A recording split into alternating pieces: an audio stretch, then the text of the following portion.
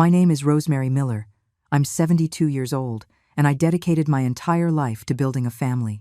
I was born in Columbus, Ohio, but when I married Edward, we moved to Chicago, where we built our home and raised our only son, Alexander. My Edward was a hardworking man, quiet but loving in his own way. For 45 years, we were life partners, supporting each other at every step, celebrating the triumphs, and consoling each other in the hardships. Edward worked for a construction company. He started as a laborer, and over the years, thanks to his dedication and honesty, he managed to become a supervisor. We were never rich, but we never lacked for what we needed. Our house on a quiet street in Lincoln Park was built little by little, with a lot of effort and love. It's a 2-story house with a small backyard where I grew my plants. The rooftop deck was my special space, where I'd hang the laundry while singing songs by Frank Sinatra, my favorite singer. Our Alexander grew up a loved and spoiled child, perhaps too much, since he was our only one. Edward and I poured all our hopes and dreams into him. We supported him so he could study accounting at the University of Illinois, paying for his books, meals, and transportation so he could focus solely on his studies. When he graduated, it was one of the happiest days of my life. I remember Edward crying with pride, though he later denied it. Alex got a job at a major accounting firm, and 2 years later, he met Megan at a company party. She was beautiful, elegant, and had a degree in business administration. When he introduced her to us, she seemed like a polite girl, though somewhat cold and distant. Edward told me not to be prejudiced, that she was probably just nervous about meeting us. The wedding was simple but lovely, and at first, I was happy to see my son starting his own family. Alexander and Megan lived in a small apartment near their work. We would visit them some Sundays, and they would occasionally come over for dinner. Everything seemed normal, though I noticed Megan always had some excuse not to stay long. I have to prepare documents for tomorrow. I have a headache. There was always something. Over time, the visits became more sporadic. Our lives changed drastically. Edward started feeling unwell. He thought it was stress or fatigue from age, but the tests revealed something worse. Advanced, stage pancreatic cancer. The next 8 months were a hell of hospitals, treatments, and watching my Edward, that strong man I knew, waste away day by day during that time. Alexander came to the hospital occasionally, always in a hurry, checking his watch. Megan only showed up twice, the first time for the diagnosis and the second for the funeral. Edward passed away one October morning, holding my hand and asking me not to be sad, that he had been very happy by my side. I was left alone in our house, with the memories and an overwhelming silence. The first few months were terrible. I cried every day, hugging his pillow, which still held his scent. Alexander called me from time to time, but he never had time to visit. Work is really demanding, Mom. We have commitments. This weekend, always excuses. One afternoon, surprisingly, Alexander and Megan appeared at my door. My heart leaped, thinking that my son had finally decided to join me in my grief. He hugged me briefly, and they came into the living room. They looked nervous, exchanging glances as if they had rehearsed something. "Mom," Alexander began, "we've been thinking a lot about you. It's not good for you to be alone in this big house." "I'm fine, son," I replied. "I have my plants. My friends from the knitting club come to visit." "The thing is," Megan interrupted in her always controlled voice, "we're thinking of starting a family soon, and our apartment is very small." Alexander took a breath and continued, "We've decided it would be best if we came to live here, with you. That way you wouldn't be alone, and we'd have more space." I felt a mix of joy and confusion. On one hand, having my son close again would be wonderful, but something in their eyes made me feel uneasy. "And where would I live?" I asked innocently. Megan smiled for the first time during the entire visit. "We've thought of everything, Rosemary. The rooftop deck is very spacious. Alexander would hire a contractor to fix it up, build a small bathroom. You always say you like being up there with your plants." In that moment, I didn't know what to say. This was the house that Edward and I built with so much effort, where every corner held a memory, and now they were proposing I move to the rooftop, as if I were an old piece of furniture that no longer matched the decor. "I'll think about it," was all I could say. But I knew deep in my heart, that this was just the first sign that my life was about to change forever. Over the next few weeks, Alexander called me daily, asking if I had made a decision yet. Every time we spoke, he mentioned how much a larger apartment they were considering would cost, or how Megan was already looking at nursery decorations. The pressure was subtle but constant. One afternoon, while watering my plants on the rooftop deck, I looked around and tried to imagine living there. It was a large space, yes, but exposed to the sun and rain. In the winter, it was terribly cold, and in the summer, the heat was unbearable. Besides, going up and down the stairs with my increasingly sore knees wouldn't be easy. However, the idea of having my son and future grandchildren nearby filled me with hope. Maybe it could be a temporary arrangement, I thought naively. After much reflection, I accepted the proposal. Alexander was very enthusiastic and promised the renovations would start immediately. "You'll see, it'll be very nice, Mom. You'll have your own space, and we'll be close by for anything you need." The work on the rooftop began the following week. They built drywall partitions to divide the space into a small bedroom, a tiny bathroom, and a kitchenette. They installed small windows and put in a small water heater just for my use. Everything seemed to be moving quickly. Meanwhile, I was packing my belongings downstairs. Every object I packed was laden with memories. The set of dishes Edward gave me for our 15th anniversary, the frames with pictures of our youth, the rocking chair where I lulled Alexander to sleep as a baby. I decided to take only the essentials, thinking I could bring more things up as I needed them. One Saturday morning, while I was selecting which books to take with me, I heard Alexander and Megan enter the house.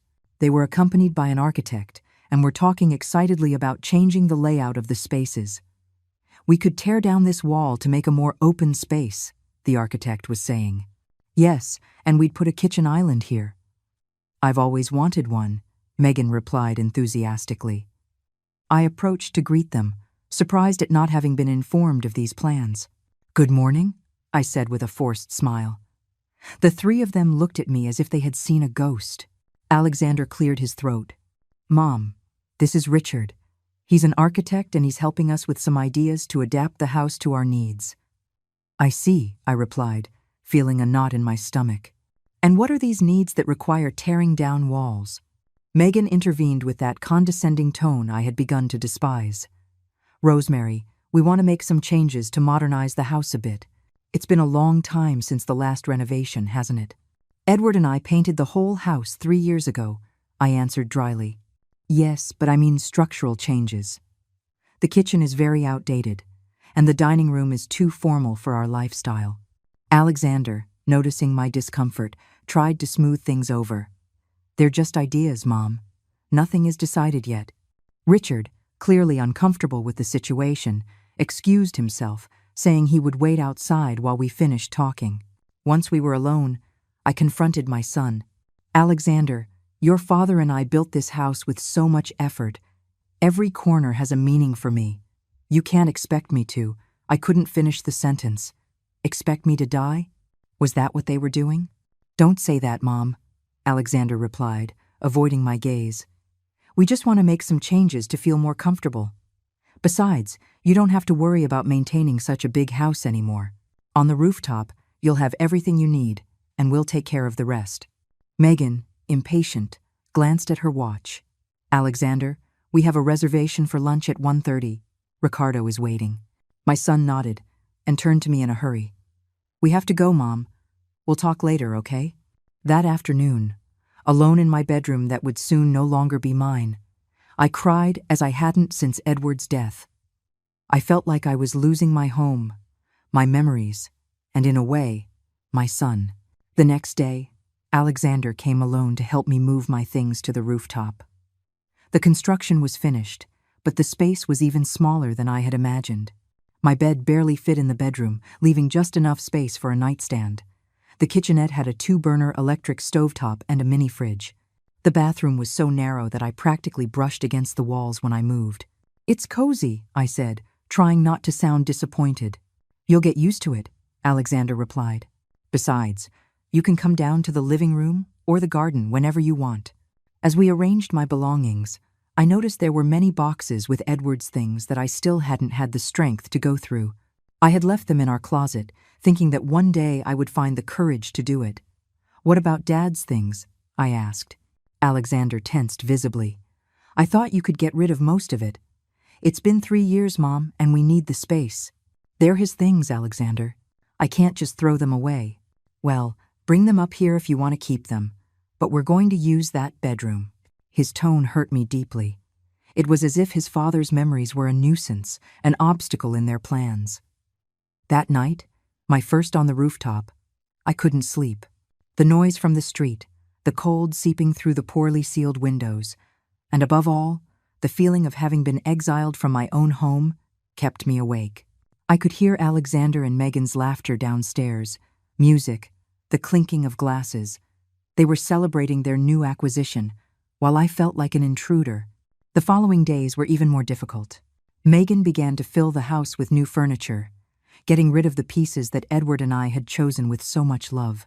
The family photos disappeared from the walls, replaced by abstract paintings she considered more modern. Each change was like a small stab to my heart. One morning, I went downstairs for breakfast and found that they had changed the lock on the front door. I tried to open it with my key, but it was useless. I had to ring the doorbell as if I were a visitor in my own home. Megan opened the door with a surprised expression. "Rosemary, we weren't expecting you so early." "I just wanted to make some coffee," I replied, confused. "My key doesn't work." "Yes, we had to change the lock. There have been break-ins in the neighborhood. We'll give you a new copy later."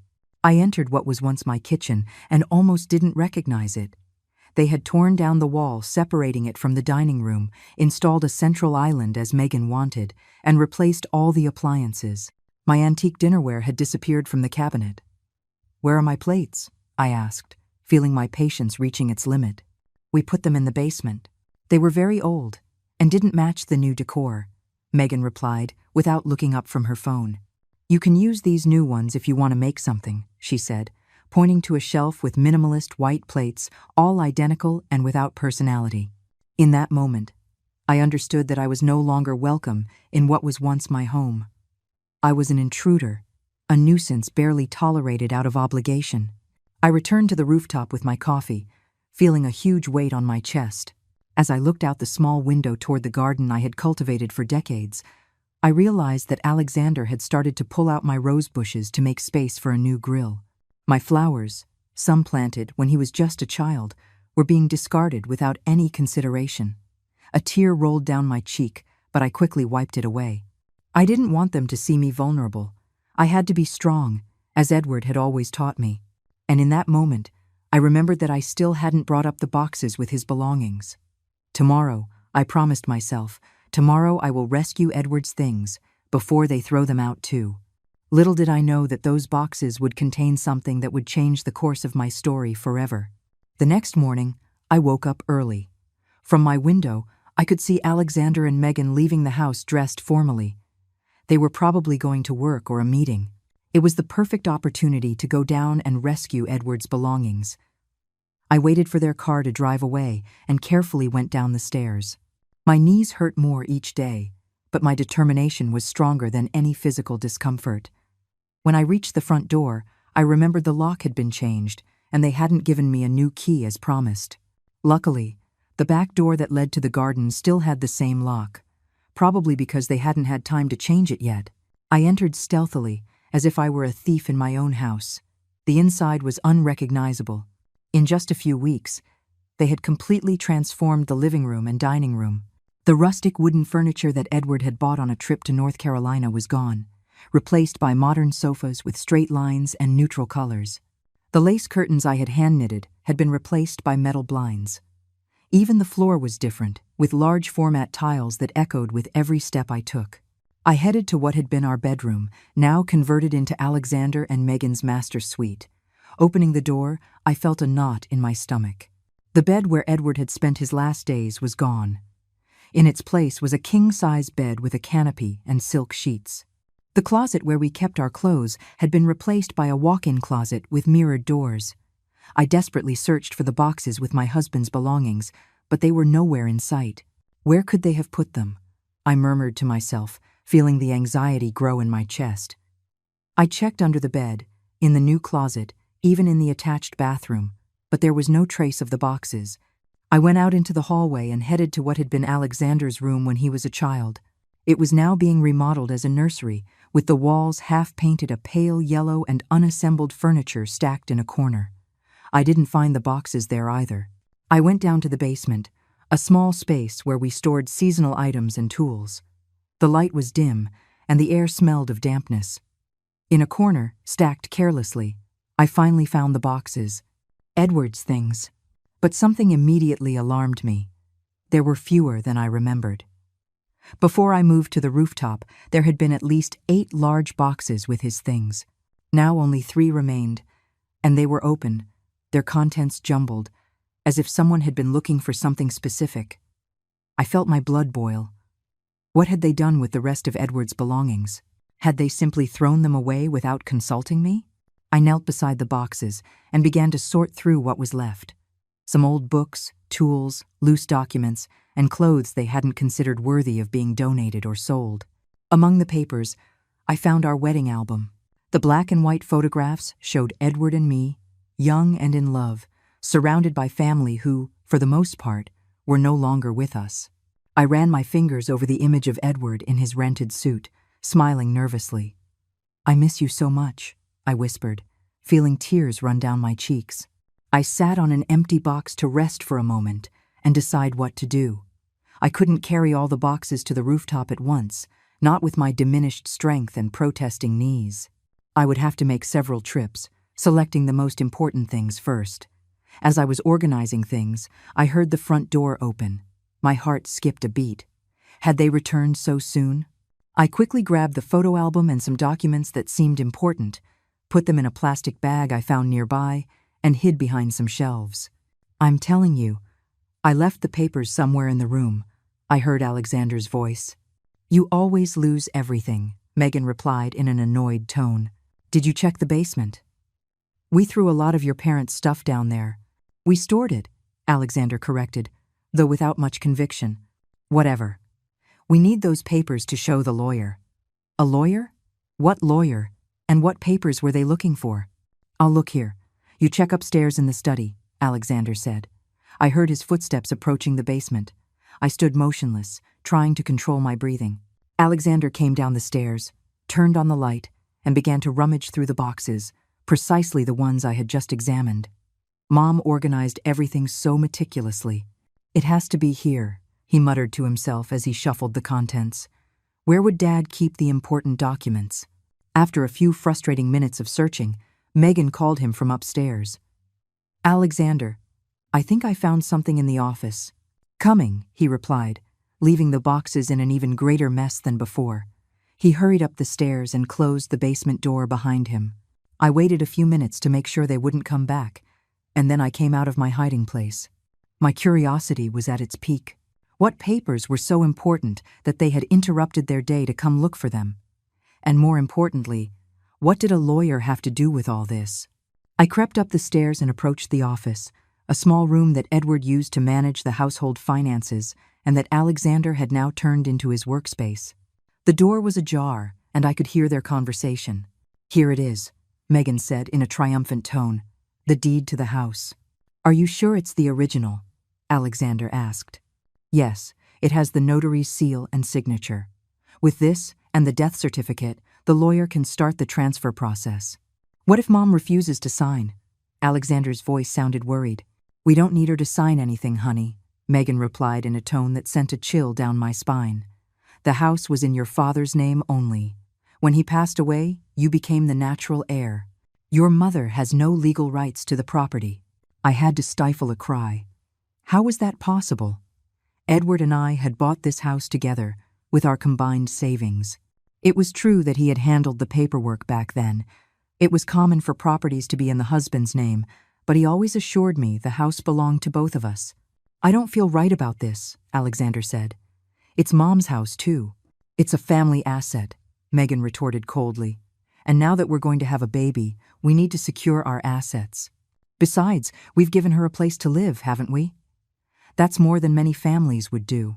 "I guess you're right," Alexander conceded. "The lawyer says it's all perfectly legal." "Of course it's legal. And once the house is officially in your name, we can apply for the loan for the complete remodel. What if Mom finds out? What's she going to do? She's already settled on the rooftop. She can hardly go anywhere else with her miserable pension. Besides, she can always go to a nursing home if she doesn't like living here. Her words hit me like a fist. Not only were they planning to legally seize my house, but they were already considering sending me to a nursing home if I became a burden. I felt my legs weaken, and I had to lean against the wall to keep from falling. "Let's go," Megan said. "The appointment with the lawyer is at 11, and I don't want to be late." "What if Mom comes back and notices the deed is missing?" Alexander asked. "Oh, I don't think she even knows it exists.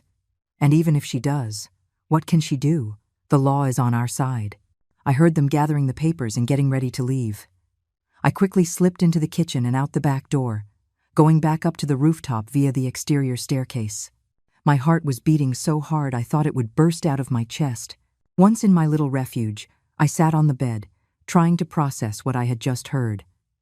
My own son was planning to strip me of my home, the house that Edward and I built with so much effort, and the worst part was that, legally, it seemed there was nothing I could do to stop it. I spent the rest of the day in a daze, alternating between bouts of crying and moments of intense anger. At dinner time, I heard Alexander calling me from downstairs. "Mom, do you want to come down and have dinner with us?" For a moment, I thought about confronting them, about screaming the truth I had discovered. But something stopped me. If I revealed that I knew their plans, they might speed up the process or, even worse, carry out their threat of sending me to a nursing home. I needed time to think, to find a solution. "No, son," I replied, my voice as normal as I could manage. "I have a bit of a headache. I think I'll go to bed early." "Whatever you want," he said, and I could hear the relief in his voice. "We'll save you something in case you change your mind." That night, I couldn't sleep. The memories of Edward and our life together flooded my mind. I remembered how we worked extra hours to pay the mortgage, how we painted every room ourselves to save money, how we planted every tree and bush in the garden. This house was as much mine as it was his. I couldn't believe I legally had no rights to it. As the hours passed, my initial sadness gave way to a determination I hadn't felt in years. Edward always said I was strong, stronger than I believed. My oak tree disguised as a flower, he used to call me affectionately. "I'm not going to let them take what's mine," I muttered in the darkness. "There must be something I can do, some proof that this house belongs to me too." And then, as if Edward had whispered in my ear, I remembered something. The bottom drawer of my husband's old desk, which he always kept locked. When he got sick, he gave me a bunch of keys, saying, "All the answers you might ever need, you'll find in here." At that moment, consumed by the pain of his impending departure, I hadn't paid much attention to his words. The keys had been stored in a box on my nightstand, forgotten until now. I sat up in bed suddenly. Alert. Was the desk still in the house? I hadn't seen it on my tour that morning, but I also hadn't had time to check every room. Tomorrow, I promised myself. Tomorrow, I will check every corner of that house until I find Edward's desk. And then, we'll see who has the law on their side. With that thought, I lay back down. For the first time in weeks, I felt a spark of hope. I didn't know what I would find in that drawer, but I was determined to find out. For Edward, for me, and for the truth. The next morning, I woke up with a clear purpose. I waited patiently, listening to the noises of the house until I heard the characteristic sound of Alexander's car driving away. When I was sure they had left for work, I went down to the main house. This time, I entered more cautiously, again using the back door.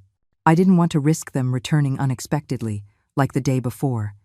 I had with me the bunch of keys Edward had given me and the determination to find his desk. I methodically searched every room. The desk wasn't in the office, nor in any of the bedrooms, nor in the dining room or the renovated living room. My anxiety was rising. What if they had gotten rid of that special piece of furniture too? Edward had bought it at an antique auction when Alexander was just a baby. It was solid mahogany with ornamental carvings and multiple drawers. A beautiful piece of furniture that had stood the test of time, much better than my son's loyalty. After searching the entire house without success, only the garage was left. It was a space we almost never used for parking, as Edward preferred to leave the car on the street. Over the years, it had become a storage area for things we didn't use but didn't want to throw away. As I opened the garage door, my heart skipped a beat. There, covered by an old, dusty sheet and surrounded by boxes, was Edward's desk. They had relegated it as if it were old junk, along with so many other things from our life.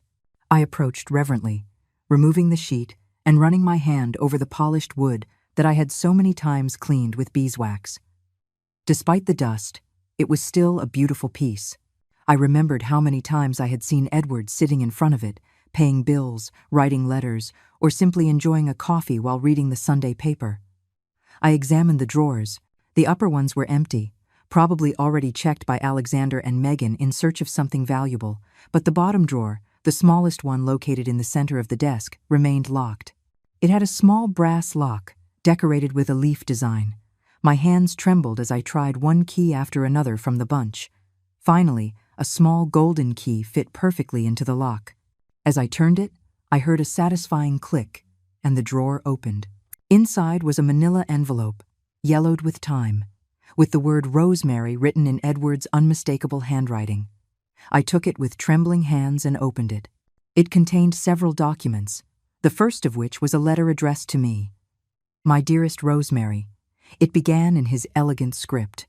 If you are reading this, it is because I am no longer with you.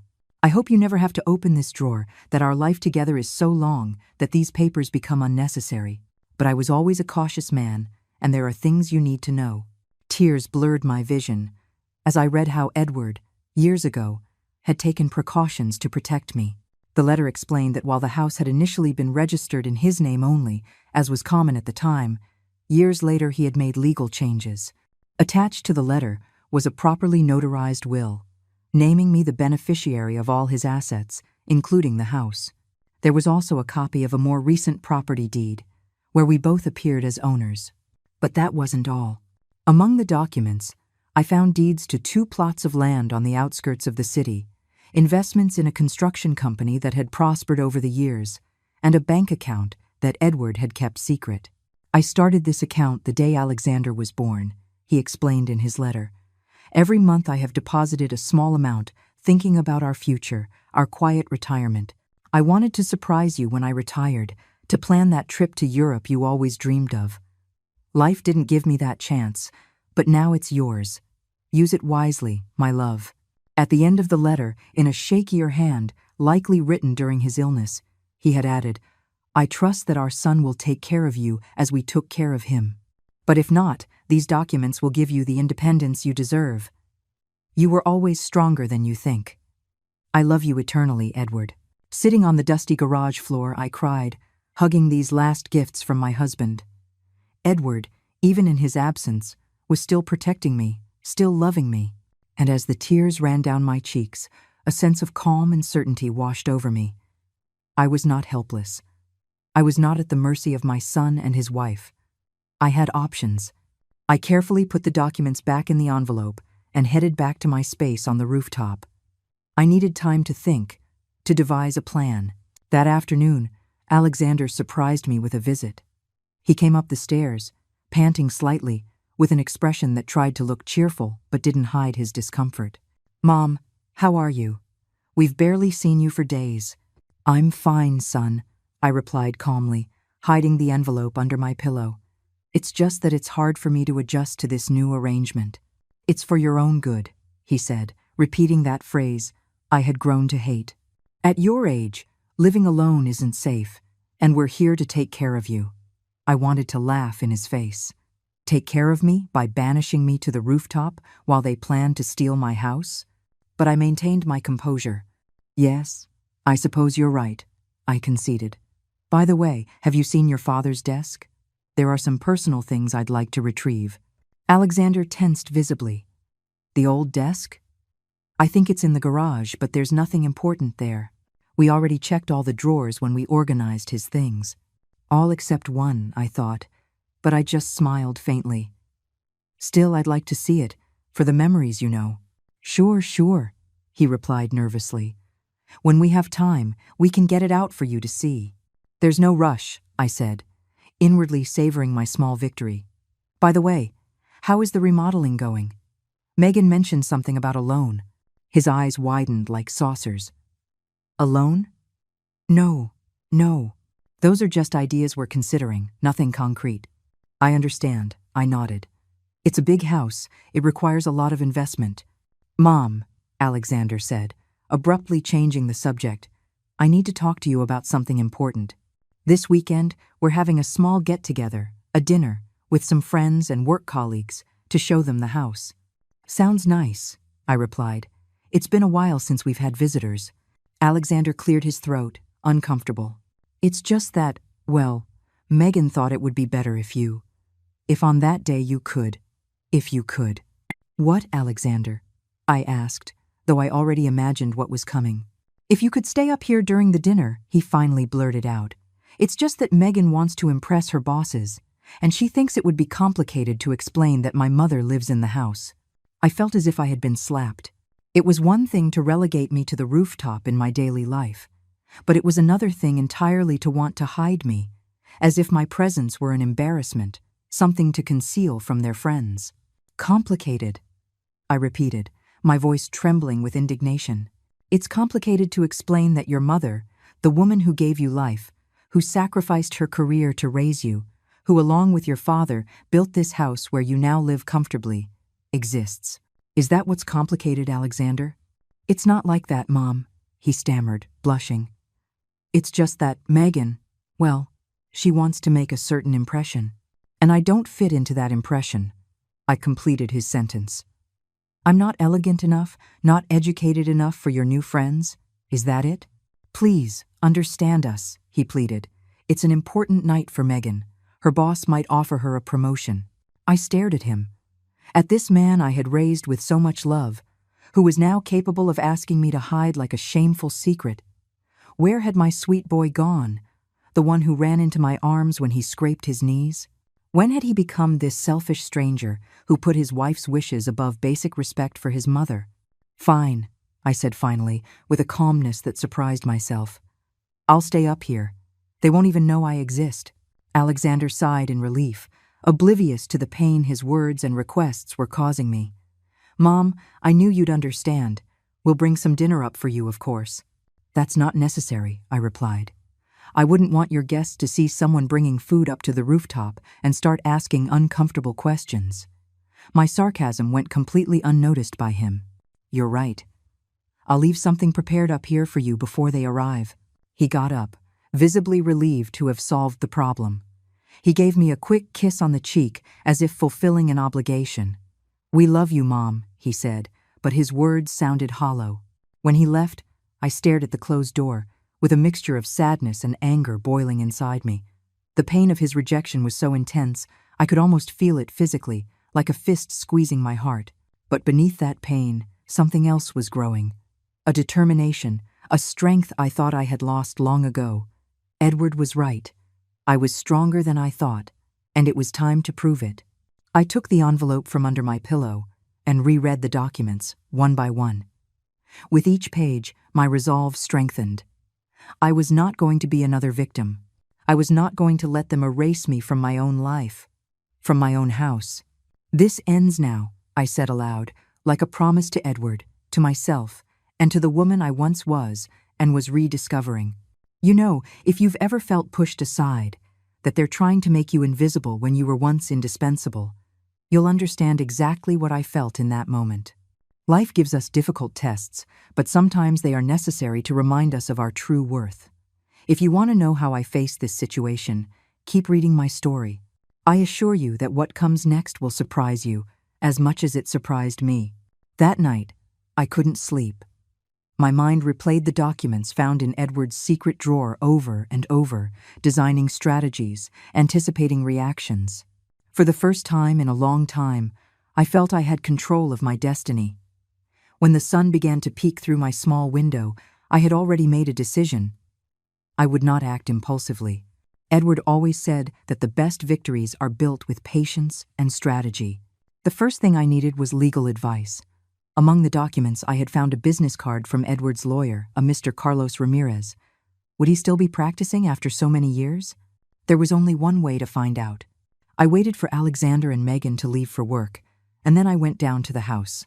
This time I didn't sneak in like an intruder, but walked with my head held high, aware that I had as much right to be there as they did, maybe more. I looked for the landline phone, which to my surprise was still in the same place. Calling from my cell phone would have left a record that Alexander could see if he checked my phone bills. I wouldn't be surprised if he did, given his recent controlling attitude. With trembling fingers, I dialed the number on the card. After several rings, a female voice answered. "Law Offices of Ramirez and Associates, good morning." I felt an immense relief. The firm still existed. "Good morning," I replied, trying to make my voice sound firm. "I'd like to speak with Mr. Carlos Ramirez, please." There was a pause on the other end of the line. "Who may I say is calling?" "I am Rosemary Miller, widow of Edward Miller." Another pause, longer this time. "One moment, please." I waited, my heart beating rapidly.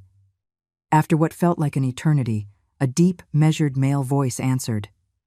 "Mrs. Miller, this is Carlos Ramirez. What a surprise to receive your call after so long."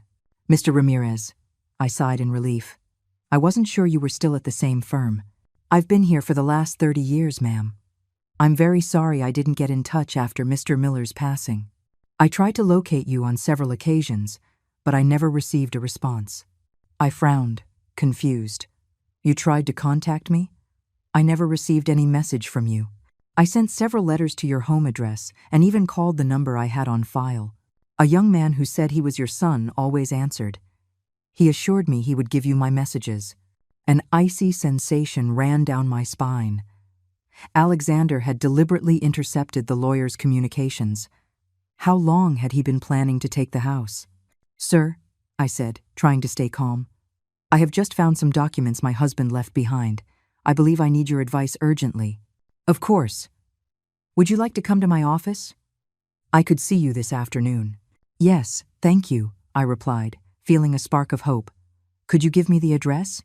After carefully writing down the address of the law firm on a piece of paper I tucked into my pocket, I hung up the phone with a new sense of purpose.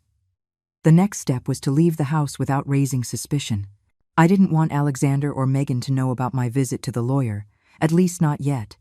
I went back to the rooftop and dressed more carefully than usual. I chose a simple but elegant dress from my time as a teacher, before I dedicated myself completely to my family. I did my hair meticulously, applying a little makeup to hide the fatigue on my face. Looking at myself in the small mirror, I saw a different woman from the resigned old lady of the last few months. There was a spark in my eyes, a determination in my expression that reminded me of the young woman I once was. I took the envelope with the documents and placed it in a cloth bag that Edward had given me on our last anniversary. Then, as stealthily as I could, I went down the exterior stairs and out the garden gate. I had left a note on my bed saying I had gone to the market and would be back in the afternoon, in case anyone noticed my absence. The journey to Mr. Ramirez's office was longer than I expected. I took a taxi, aware that I was spending money I should be saving, but the urgency of the situation justified it. During the ride, I watched the city through the window, surprised at how much it had changed in recent years. I had been so confined to the house, especially since Edward's death, that I hardly recognized some streets. The office was located in an old but well-preserved building in the Gold Coast neighborhood. Upon entering, I was greeted by a young receptionist who immediately led me to Mr. Ramirez's office. The lawyer was a man in his 60s, with gray hair and thick-rimmed glasses. When he saw me, he stood up from his desk and shook my hand warmly. "Mrs. Miller, it's a pleasure to finally meet you. Mr. Miller spoke of you often." "You knew my husband well?" I asked, surprised. "We were friends, as well as partners in some legal matters," he replied with a nostalgic smile. Edward was an exceptional man, very forward-thinking, and above all, deeply devoted to his family. Those words comforted me. It was good to know that others remembered Edward as the wonderful man he was. Mr. Ramirez invited me to sit down and offered me a coffee, which I gratefully accepted. Then, with trembling hands, I took the documents out of the envelope and placed them on his desk. "I found these yesterday in a secret drawer of my husband's desk," I explained. It seems Edward took precautions I was unaware of. Mr. Ramirez examined the papers with a serious expression, nodding occasionally. After several minutes, he looked up and smiled at me. "Mrs. Miller, your husband was indeed very prudent. These documents are in perfect order. The house is legitimately yours as a co-owner with Edward. The will is valid and properly registered. As for the additional properties and investments," he paused, reviewing more papers, "everything seems to be in order. In fact, the investments in the construction company have generated considerable dividends over the last few years." "Dividends?" I asked, confused. "I've never received any payments." Mr. Ramirez frowned. "That's strange. According to our records, the dividends have been deposited quarterly into the account Edward established." A chill ran down my spine. "The bank account mentioned in the letter, I never knew of its existence until yesterday." The lawyer looked at me gravely. "Mrs. Miller, I think we need to verify that account immediately. If you'll permit me, I can call the bank right now." I nodded, feeling a mixture of anxiety and anticipation. Mr. Ramirez made the call, identifying himself as my legal representative and providing the account details from the documents. After a brief conversation and some security checks, Mr. Ramirez listened intently to what he was being told on the other end of the line. His expression shifted from concentration to surprise, and finally, to barely contained indignation. When he hung up, he looked me directly in the eyes. "Mrs. Miller, the account exists and is active. The current balance island," he paused, as if to make sure he wasn't making a mistake, "a little over $2 million. I felt my breath catch. $2 million? Edward was a very astute investor. Moreover, it seems the construction company where he held shares has prospered enormously in the last decade. The dividends have been accumulating, plus interest, but I've never had access to that money," I murmured, still stunned by the news. "That's the most worrying part," Mr. Ramirez said in a somber tone. "According to the bank, there is a second account holder who has been making regular withdrawals for the past 2 years." My heart stopped for a moment. "A second holder?" "Yes, your son, Alexander Miller." The revelation hit me like a bucket of ice water. Not only did Alexander know about this account, but he had been using the money without my knowledge or consent.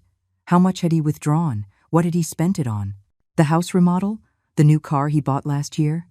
"How is that possible?" I asked, my voice barely a whisper. "I never authorized my son to be a co-holder." Mr. Ramirez reviewed the documents again. "According to these papers, Edward left instructions for you to be the sole holder. For Alexander to access the account, someone would have had to forge your signature on the bank documents, Mrs. Miller." The room seemed to spin around me. My own son, to whom I had given all my love, had been systematically stealing from me. Not only did he want to take my house, but he had already been appropriating the money Edward had saved for my well-being. "What can I do?" I finally asked, in a voice I didn't recognize as my own. "You have several options," Mr. Ramirez replied with professional firmness. "We can file a fraud complaint against your son. We can freeze the account immediately and request an audit of all transactions made. We can also legally secure your ownership of the house with a formal notification." The options swirled in my head. To file a fraud complaint against my own son? The thought caused a physical pain in my chest. But at the same time, the magnitude of his betrayal was overwhelming. "I need time to think," I finally said. "Can we start by securing the house and the bank account without involving the authorities?" "At least for now." Mr. Ramirez nodded sympathetically. "Of course, we can proceed with caution. The first step will be to change the ownership of the account so only you have access, and then legally secure your ownership of the house. But I must warn you, Mrs. Miller, your son will likely not take this well." "I know," I replied, feeling a lump in my throat. "But I can't let him continue to treat me this way. Edward wouldn't have wanted this." "Certainly not," Mr. Ramirez confirmed. "Mr. Miller always spoke of you with the utmost respect and love. He would be proud to see you standing up for what is yours." Those words gave me the strength I needed. For the rest of the afternoon, we worked on the necessary documents to secure my assets. Mr. Ramirez explained each step of the process, ensuring I fully understood my rights and options. When I finally left the office, the sun was beginning to set. I had with me certified copies of all the documents and Mr. Ramirez's promise that the bank account transfer would be completed in the next few days. We had also initiated the process to confirm my status as the rightful owner of the house. As the taxi took me back, I felt a strange mix of emotions: sadness for the betrayal of my son, anger for the lost time and money, but also a growing sense of empowerment. For the first time in years, I was in control of my life. Upon arriving home, I saw that Alexander's car was already parked in front. I took a deep breath, mentally preparing myself to act normally. It wasn't yet time to confront him. I needed everything to be legally secured before taking that step. I entered through the garden gate and went directly up to the rooftop, avoiding running into Alexander or Megan. Once in my room, I put the documents in a safe place, inside an empty cookie tin I kept under the bed. No one would look there. I sat on the edge of the bed, physically and emotionally exhausted. The magnitude of what I had discovered and the decisions I had made that day overwhelmed me. But beneath the exhaustion, I felt a spark of something I hadn't experienced in a long time: hope. "Edward," I whispered to the air, as if he could hear me. "Thank you for taking care of me. Even now, I won't fail you." The tears I shed that night were not of sadness, but of determination. The weak, compliant woman I had been for the last few years was disappearing, and in her place, someone stronger, more resolute, was emerging. Someone who would not let anyone else treat her like a useless burden. "It's time to take my life back," I promised myself as I watched the stars through my small window. "And God help Alexander when he discovers what I've found in his father's bottom drawer." The next morning, I woke up with a mental clarity I hadn't experienced in years. During the night, while tossing and turning, I had worked out a detailed plan. I wouldn't act on impulse or for revenge, but with the same prudence and foresight that Edward had always shown. The first thing was to ensure all the legal paperwork was in motion before any confrontation. Mr. Ramirez had promised me that by the end of the week we would have the complete documentation and the bank transfer finalized. I needed to buy time and keep up appearances until then. I decided to go down for breakfast with Alexander and Megan, something I rarely did since they had relegated me to the rooftop. As I entered the kitchen, they both looked at me with obvious surprise. "Mom!" Alexander exclaimed. "We didn't expect to see you so early." I smiled with all the naturalness I could muster. "I slept very well last night. I think I'm finally getting used to my new space." Megan, who was making coffee, barely glanced at me before returning to her task. "That's good, Rosemary. Would you like to have breakfast with us?" "If it's no trouble," I replied, sitting at the table that was once mine. An awkward silence filled the kitchen as Megan served the coffee and Alexander distractedly checked his phone. I was surprised by how strange they felt to me now, like strangers occupying the space I once shared with my family. "By the way," Alexander said, breaking the silence, "where were you yesterday? I came up to get you for lunch, and you weren't here." "I went to the market," I replied calmly, repeating the excuse I had left in my note. "I needed some fresh air and a little walk." "To the market?" Megan asked, her tone suspicious. "And what did you buy? I didn't see you bring anything back." I had anticipated this question. "Just some herbs for my teas." I left them upstairs on the rooftop. Alexander nodded, seemingly satisfied with my explanation, but I noticed Megan was watching me more closely than usual. That woman had always been perceptive. I would have to be more careful. "Do you remember that this Saturday is the dinner with my bosses?" Megan said, changing the subject. "All the guests have confirmed. There will be 8 people in total." "How nice," I replied, taking a sip of coffee. "Do you need help with anything?" Megan almost choked on her coffee. "That won't be necessary, Rosemary. We've already hired a catering service." "Of course," I said, with a forced smile. "I forgot that my cooking skills aren't up to par for your guests." Alexander looked uncomfortable. "Oh, it's not that, Mom. It's just that we want you to relax and, well, and to keep me out of sight." I completed his sentence. "Don't worry, son. I understand perfectly." "Mom, don't put it like that," Alexander protested weakly. "How should I put it then?" I asked with feigned innocence. "That I should stay confined to my room while you pretend. Isn't that a more acceptable way to put it?" A tense silence fell over the table. Megan looked at Alexander, clearly expecting him to control the situation. My son sighed deeply. "You're exaggerating, Mom. Nobody is asking you to confine yourself. It's just one night, and it's important for Megan's career." "Of course," I said, nodding. "Megan's career is the priority. It always has been." "Rosemary," Megan interrupted, her voice tense. "If our arrangement is so uncomfortable for you, we can always look for other options. There are some very nice senior living communities in the city." And there it was, the barely veiled threat I had heard in their private conversation days ago, sending me to a nursing home if I became a problem. At another time, those words would have devastated me. I would have cried and begged them not to abandon me. But now, knowing the truth about my financial and legal situation, I only felt a cold, almost amused calm. "Senior living communities," I repeated thoughtfully. "That's an interesting option. Maybe I should consider it. After all, this house is full of memories, some not so pleasant lately." Alexander and Megan exchanged surprised glances. They clearly expected tears, pleas, not this calm acceptance. "Well," Alexander said nervously, "let's not make any hasty decisions. For now, the arrangement is working fine, isn't it?" "I suppose so," I replied, getting up from the table. "Thank you for the coffee. I'll leave you to get on with your day." As I left the kitchen, I could feel their eyes on my back. My performance had unsettled them, and that was exactly what I intended. To create confusion, to sow doubt, to buy time. I went up to my room and immediately called Mr. Ramirez from my cell phone. I no longer cared if Alexander checked my calls. Soon he would know the whole truth anyway. "Good morning, Mr. Ramirez," I said when he answered. "Is there any news on our paperwork?" "I was just about to call you, Mrs. Miller," he replied enthusiastically. "The bank has processed your request with surprising speed. The account is now solely in your name, and we have blocked any unauthorized access." "So soon?" I asked, surprised by the efficiency. "It seems your husband had very good relationships at that institution." "Also," he added with some satisfaction, "when I mentioned the possibility of a lawsuit for allowing fraudulent transactions, they were particularly cooperative." I couldn't help but smile. "And what about the house?" "We're making progress with that as well.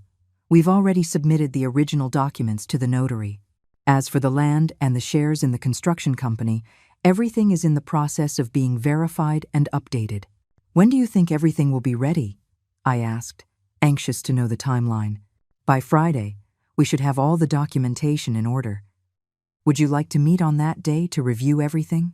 "That would be perfect," I replied, thinking of the dinner on Saturday, an appropriate moment for the final confrontation. After hanging up, I sat down to write out the next steps of my plan in detail. I needed to be prepared for any reaction from Alexander and Megan when they discovered the truth. Knowing my son, he would first deny everything, then try to justify himself, and finally, when he saw there was no escape, he would resort to emotional manipulation. Megan, on the other hand, would probably show her true colors without the mask of false politeness she used with me. I also needed to consider my future beyond this confrontation. Did I want to continue living in this house, now stained by deceit and betrayal? Or would I prefer to start over somewhere else, free from these painful memories? In the afternoon, I decided to do something I hadn't done in a long time: visit my friend Carmela. She had been my colleague when I was a teacher, and although we had drifted apart after Edward's death, we still kept in touch. I needed to talk to someone I trusted, someone who had no skin in the game. Carmela lived a few blocks away, in a small apartment she shared with her sister. Seeing me at her door, her face lit up with surprise and joy. "Rosemary, how wonderful to see you. Come in, come in." Her small living room was full of books and plants, reflecting her curious and vibrant spirit, despite being nearly my age. She offered me tea, and we sat down to chat. "You look different," she observed after a few minutes. "There's something in your eyes. A spark I haven't seen in a long time." I smiled. Carmela had always been perceptive. "A lot has happened, my friend. Too much to tell you in one afternoon." Despite that, I recounted the recent events, the rooftop, the discovery of the documents, Alexander's betrayal. I didn't omit any details, not even the most painful ones. I needed to get all that poison out of my system. Carmela listened attentively, interrupting only to ask occasional questions or express her outrage. When I finished my story, she took my hands in hers. "Rosemary, what they have done to you is unforgivable," she said firmly. "Your son. I never imagined Alexander could behave like that. He always seemed like such a good boy." "I didn't think it was possible either," I confessed. "I wonder if he was always like this, and I just didn't see it. Or if Megan changed him." "People change," Carmela reflected, "sometimes for the worse. But you've changed for the better. I see you stronger, more determined." "I feel like I've woken up from a long slumber," I admitted. "After Edward died, it was as if a part of me had died with him. I let Alexander make decisions for me, relegate me to a corner of my own life. But not anymore." "What do you plan to do after you confront them?" she asked. "Will you keep living with them?" The question I had been asking myself. "I don't think so. There's too much pain in that house now." I was thinking, maybe I could sell the property and buy something smaller. Something just for me. "You know you're always welcome here while you decide," Carmela offered generously. "Thank you, my friend. But I think I need to be completely independent now, to reclaim my autonomy." Carmela nodded understandingly. "You've taken the reins of your life again, Rosemary. Edward would be very proud of you." Those words moved me deeply. Sometimes I feel like he's guiding me, as if he foresaw all of this and left me the tools to face it. "He was a wise man," Carmela smiled. "And you are stronger than you think. You always have been." I returned home with a lighter heart. Talking with Carmela had clarified my thoughts and strengthened my resolve. I no longer had any doubts about what I had to do. The next few days passed in a strange calm. I maintained my act of normalcy with Alexander and Megan, pretending to accept my situation while secretly fine-tuning every detail of my plan. I visited Mr. Ramirez again. We reviewed all the documentation, and we discussed my son's possible reactions when he learned the truth. "I wouldn't rule out a violent reaction," Mr. Ramirez warned. "Not physically, perhaps, but verbally. They might threaten you or try to intimidate you." "I'm prepared," I assured him. "I'm not afraid anymore." On my last night before the confrontation, I reviewed the documentation one more time. Everything was in order. The bank account was already exclusively in my name, with a confirmed balance of $2.2 million. The deeds for the house and the land were updated, with my name clearly established as the rightful owner. The shares in the construction company had been verified and represented a considerable value. I went to bed feeling strangely at peace. Tomorrow would change everything, forever, but I no longer feared the change. On the contrary, I looked forward to it with anticipation. "Edward," I whispered in the darkness, "tomorrow I will get justice. For you, for me, for what we built together. I promise I will not waste this second chance you have given me." With that promise on my lips, I fell asleep, dreaming of a future that, for the first time in years, looked bright and full of possibilities. Friday dawned with a clear sky, as if even the weather wanted to accompany my renewed determination. I prepared with special care. I chose a navy blue dress that Edward had always complimented. I put on light makeup and gathered my hair into an elegant bun. I wanted to feel strong, presentable, worthy of the moment I was about to face. Before going down, I checked the documents I had received from Mr. Ramirez one last time. Everything was in order. I also confirmed the appointment we had scheduled for the afternoon at his office, where we would sign the final papers needed to fully secure my assets. When I went down to the kitchen, I found Megan drinking coffee alone, absorbed in her phone. She looked up with evident surprise to see me so dressed up. "Good morning, Rosemary," she greeted, scrutinizing me. "You look different today." "Good morning, Megan. I have some errands to run downtown," I replied naturally. "Errands?" she asked, not hiding her curiosity. "What kind of errands?" I smiled enigmatically. "Personal things. Nothing you need to worry about." I noticed her expression change subtly. The woman who had been used to treating me like a helpless, dependent old woman now looked at me with a certain suspicion. "Did Alexander already leave for work?" I asked, pouring myself a cup of coffee. "Yes, he left early. He has an important meeting," Megan replied, still watching me. but he'll be back at noon to help with the preparations for tomorrow's dinner. The famous dinner? I commented with a slightly mocking tone. It must be very important to you. Megan straightened her back, adopting that defensive posture I had noticed when she felt questioned. It's crucial for my career. The company's vice president will be there, and if all goes well, I could get the promotion I've been aiming for. I wish you luck, I said sincerely. Despite everything, I held no personal grudge against her. Megan was ambitious and calculating, but the one who had truly betrayed me was my own son. I finished my coffee in silence, feeling Megan's scrutinizing gaze on me. Finally, I stood up and left the cup in the sink. I'll be back this afternoon, I announced, heading for the door. Don't worry about me for lunch. Wait, Megan said, also standing up. Where are you going exactly? Alexander asked me to keep an eye on you. I stopped and looked her directly in the eye. For the first time since I'd known her, I didn't lower my gaze before her intimidating presence.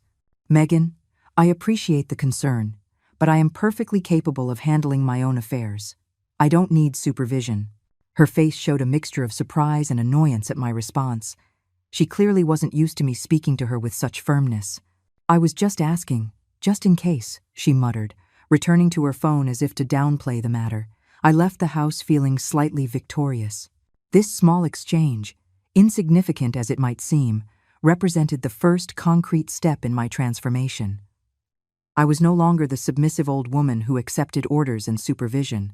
I was a woman reclaiming her independence. I took a taxi downtown. My first stop was the bank where Edward had opened that secret account. I needed to see it for myself, to confirm that I indeed had access to the money my son had been using without my knowledge. The bank manager received me personally when I mentioned my name. He was a young man of about 40, with a professional smile and attentive eyes. Mrs. Miller, it's a pleasure to finally meet you, he said, shaking my hand. Your husband was a highly valued client at our institution. He led me to a private office, where he offered me coffee and water. With professional efficiency, he pulled out a folder with my information. As your lawyer may have informed you, the account has been completely transferred to your name, he explained. We have also blocked any unauthorized access attempts. Were there any attempts? I asked, although I already suspected the answer. The manager nodded with a serious expression. In fact, yesterday afternoon, Mr. Alexander Miller attempted to make a withdrawal of $5,000. Naturally, the transaction was declined. I felt a shiver. $5,000. What would my son need that amount for right now? Probably for the expenses of the next day's dinner, or perhaps for some other whim he planned to finance with the money that belonged to me. How did my son react when they denied the withdrawal? I asked, curious to know his reaction. Quite upset, the manager replied diplomatically. He demanded to speak with a supervisor and mentioned there must be some mistake in the system. When he was informed that the account was no longer in his name, he became visibly agitated. I could imagine the scene perfectly. Alexander was not used to being denied anything, especially something he considered his right. Was he informed that I had made the change? I asked. We followed your and your lawyer's instructions strictly. He was only informed that the account ownership had changed and that he was not authorized to make transactions. Perfect, I nodded, satisfied. Could you review the account's transactions over the last few years? I would like to know exactly how much money my son has withdrawn. The manager typed on his computer and then turned the screen so I could see the records. What I saw stunned me. For the 3 years since Edward's death, Alexander had systematically withdrawn money from the account. Small amounts at first, a few $1,000s here and there, which could be justified as expenses related to the funeral or paperwork. But over time, the withdrawals became more frequent and larger. Last year, he had withdrawn over $100,000 in total. Trips to Cancun, purchases at luxury stores, payments to car dealerships, transfers to interior designers, all perfectly documented. As you can see, the manager explained, your son used this account as if it were his own. The quarterly dividend deposits from your husband's investments came in, and he spent them almost immediately. How much money would be in the account if my son hadn't made these withdrawals? I asked, feeling a mix of outrage and sadness. The manager did some quick calculations. Approximately $350,000, considering the deposits and accrued interest. $150,000. My son had spent $150,000 of my money while confining me to live on a rooftop, making me believe he was doing me a favor by giving me shelter. "Would you like to make any transactions today, Mrs. Miller?" the manager asked, pulling me from my thoughts. "Yes," I replied after a moment of reflection. "I would like to open a new, completely separate account and transfer $50,000 to it." "Of course," the manager nodded. "Any special instructions for this new account?" "Yes, I want it to be accessible immediately, with a debit card I can use starting today." Over the next hour, we completed the paperwork for the new account. I left the bank with a debit card in my purse and the assurance that my money was finally under my control. My next stop was a real estate agency I had seen on the way. I didn't have an appointment, but the receptionist attended to me kindly when I explained I was interested in renting an apartment. "Are you looking for anything in particular, ma'am?" asked the agent, a middle-aged woman named Patricia. "Something small, but comfortable," I replied. "Preferably in this downtown area, or in the Gold Coast, a place just for me." Patricia showed me photos of several available apartments. One in particular caught my eye, a second-floor unit in an old but well-maintained building with large windows, a small balcony, and near a park. "This looks perfect," I said. "Could I see it today?" "Let me make a call," Patricia replied. "The owner lives in the same building, so she might be able to show it to us if she's available." Luckily for me, the owner was home and agreed to show us the apartment right away. Half an hour later, I was in love with the place. It was modest but charming, with high ceilings and wooden floors. The walls needed a coat of paint, and the kitchen was old, but it had character and, most importantly, it gave me the independence I longed for. "I'll take it," I said without hesitation. "When could I move in?" The owner, an elderly lady named Dolores, smiled broadly. "As soon as we sign the lease and I receive the deposit, the apartment is yours. It could be today, if you wish." "I could sign now," I replied, feeling an excitement I hadn't experienced in years. We returned to the agency where we reviewed and signed the lease agreement. I paid the deposit and the first month's rent with my new card, experiencing an indescribable satisfaction in making this first independent transaction in years. "The keys are yours," Dolores said, handing them to me with a smile. "Welcome to the building, neighbor." I held the keys in my hand, feeling their weight as a tangible symbol of my newly recovered freedom. I would no longer have to climb up to a dilapidated rooftop. I would no longer have to ask permission to exist in my own house. This small apartment would be my sanctuary, my new beginning. I checked the clock. I still had 2 hours before my appointment with Mr. Ramirez. I decided to use the time to buy some basic things for the apartment. I didn't plan to move in immediately. First, I had to confront Alexander, but I wanted to have everything ready for when the time came. At a nearby store, I bought sheets, towels, some kitchen utensils, and cleaning supplies. Then I went to a supermarket and bought basic, non-perishable food. Every purchase, no matter how small, was another step toward my independence. I took my purchases to the apartment, where I organized them as best I could. I looked around, imagining how I would decorate the space. I would have plants, lots of plants. Maybe I would adopt a cat for company. The possibilities were endless. With a heart full of anticipation, I finally headed to Mr. Ramirez's office for our appointment. As I entered, the lawyer immediately noticed the change in my demeanor. "Mrs. Miller, you look radiant today," he commented as he invited me to sit. "I feel radiant, Mr. Ramirez," I replied with a smile. "I've taken the first steps toward my new life." I told him about my visit to the bank, the withdrawals I had discovered, the apartment I had rented. Mr. Ramirez listened attentively, nodding in approval. "You have acted with admirable decisiveness and clarity," he said when I finished my story. "Many people in your situation would have been paralyzed by these discoveries, but you have taken control impressively." "I had to," I replied. "For Edward, for myself, for the life we built together." "Well, now let's move on to the pending matters," Mr. Ramirez said, pulling out a folder of documents. "Here we have the updated deeds to the house, with your name clearly established as the owner. There are also the titles for the land on the outskirts and the documentation for the shares in the construction company." We went over each document meticulously. When we were done, Mr. Ramirez looked at me with a serious expression. The only pending issue is how you plan to proceed with your son. Have you decided if you will press charges for the fraudulent use of your money? The question I had been avoiding. Despite all the pain and anger, the idea of legally charging Alexander was still hard to accept. I haven't made a final decision on that yet, I admitted. First, I want to confront him, to hear what he has to say. Maybe there's an explanation. Mr. Ramirez nodded understandingly, though his expression suggested he didn't expect any valid justification. Your decision, of course. But you must be prepared for any reaction. Your son might be regretful, but he could also become hostile when he's discovered. I know, I sighed. I still know my son. Or I thought I did. When do you plan to talk to him? Mr. Ramirez asked. Tomorrow, I replied with determination. During the dinner with his guests, the lawyer raised his eyebrows in surprise. Are you sure? It could be awkward with other people present. That's precisely what I want, I explained.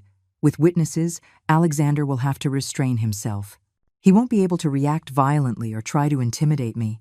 That's a bold strategy, Mr. Ramirez acknowledged, but effective, I must admit. Besides, I added with a small smile, after they explicitly asked me to stay hidden during this dinner, I think I deserve to make a dramatic entrance. Mr. Ramirez chuckled lightly. Your husband was right. You are stronger than you appear. Leaving the office, with all the documents secure in my purse, I felt a mix of emotions, anxiety about the impending confrontation, but also a strange inner peace.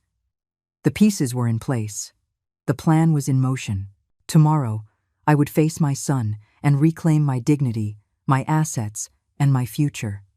I returned home as dusk was falling. I entered silently and went straight up to the rooftop without crossing paths with anyone. Once in my room, I carefully stored the documents, along with the keys to my new apartment. As I prepared for bed, I thought about everything I had accomplished in a single day. I had secured my money, found a new home, and taken the first steps toward an independent life. Edward would be proud. Tomorrow is the big day, I whispered, looking at the photograph of my husband I kept by the bed. After tomorrow, nothing will be the same again. And for the first time since they had relegated me to this space, the idea of change didn't frighten me.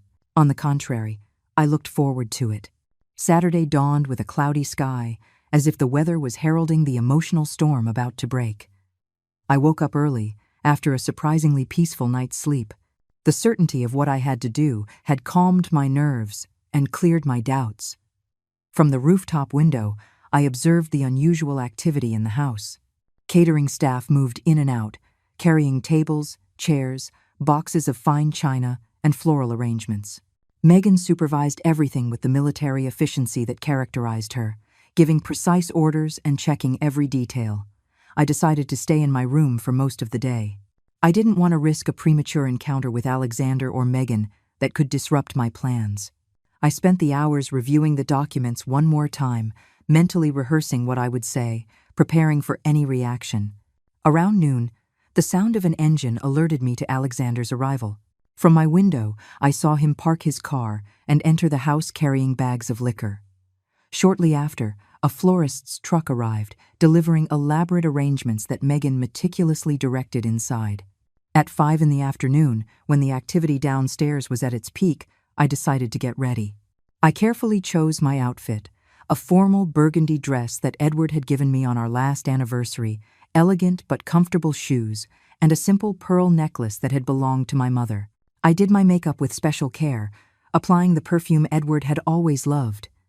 Looking at myself in the mirror, I saw a different woman from the resigned old lady of just a few days ago. There was strength in my eyes, determination in my posture. I was no longer the submissive mother who accepted being relegated to a corner. I was Rosemary Miller, master of my own destiny, ready to claim what was mine. I placed the most important documents in a folder and put it in my purse. They were my weapons, my shield, my irrefutable evidence. With them, I would prove my son's betrayal and establish my right to decide my own future. At 7 o'clock in the evening, I heard the first cars arriving, the voices of the guests, laughter, the clinking of glasses. The party was starting. According to what I had heard Megan say, dinner would be served at 8 o'clock sharp. That would be my moment. While I waited, I remembered my conversation with my friend Carmela. "You'll be like Cinderella, but instead of running from the ball at midnight, you'll make a triumphant entrance when they least expect it," she had joked. The image made me smile. Yes, it would be a dramatic entrance. But unlike the fairy tale, this princess wasn't running away. This princess was coming to reclaim her kingdom. At 10 minutes to 8, I took a deep breath and started down the exterior stairs. When I reached the garden, I could see the splendor of the gathering through the windows. The living and dining rooms, once my private spaces, had been transformed into a stage of pretentious elegance. Tables with white tablecloths, porcelain dishes, crystal glasses, exuberant floral arrangements. At least 12 elegantly dressed people chatted in small groups, holding glasses of wine. In the center, like perfect hosts, Alexander and Meghan were receiving compliments on the beauty of their house, on the exquisiteness of their party. My son, in a suit that probably cost several months of my pension, smiled with satisfaction, completely oblivious to the storm that was about to break. I entered through the back door, the one leading to the kitchen. The catering staff looked at me curiously, but no one questioned me. I walked straight to the dining room, where Meghan was announcing that dinner was about to be served and asking everyone to take their seats. I stopped at the threshold, observing the scene. Meghan was assigning seats to the guests, paying special attention to an older, important-looking man I assumed was her boss. Alexander was helping to pour wine, moving with the confidence of someone who feels he is the absolute master of his domain. I took a deep breath and stepped forward, into the light of the dining room. "Good evening, everyone," I said in a clear, firm voice. The effect was immediate. Conversation stopped abruptly. All eyes turned to me, but the only ones that mattered were Alexander's and Meghan's. I saw their expressions change from surprise to horror, and then to panic. "Mom!" Alexander exclaimed, nearly dropping the wine bottle he was holding. "What are you doing? Why did you come down?" Meghan, recovering more quickly, approached me with a tense smile. "Rosemary, we weren't expecting you. Are you all right? Do you need anything?" "I'm perfectly fine, thank you for asking," I replied with the same forced smile. "I just wanted to meet the guests. After all, this is still my house." An awkward silence fell over the room. The guests exchanged confused glances, clearly bewildered by my appearance and my words. The man I had identified as Meghan's boss stepped forward, offering me his hand. "It's a pleasure to meet you, ma'am. I'm Ricardo Valenzuela, vice president of the company where Meghan works." "I didn't know you lived here, too." "I've lived here for 45 years, I replied, shaking his hand.